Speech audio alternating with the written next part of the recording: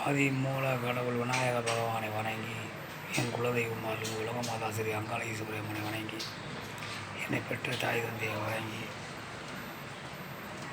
மூவுலகை ஆளும் ஆசான் சிவபெருமானை வணங்கி, இவ்வுலகை ஆளும் நாயகர்கள் 9 நவக்கிரக பாகங்களை வணங்கி, 63 நாயன்மார்களை வணங்கி,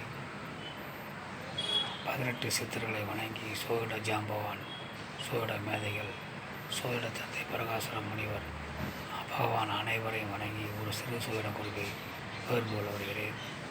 ஒரு ஜாதகத்தில் சனீஸ்வர பகவான் எந்த வீடுகளை பார்க்கின்றாரோ அந்த வீட்டின் பலனைத்தான் சாதகம் பார்க்க வருபவர் கேட்கும் கேள்வியாக இருக்கும்.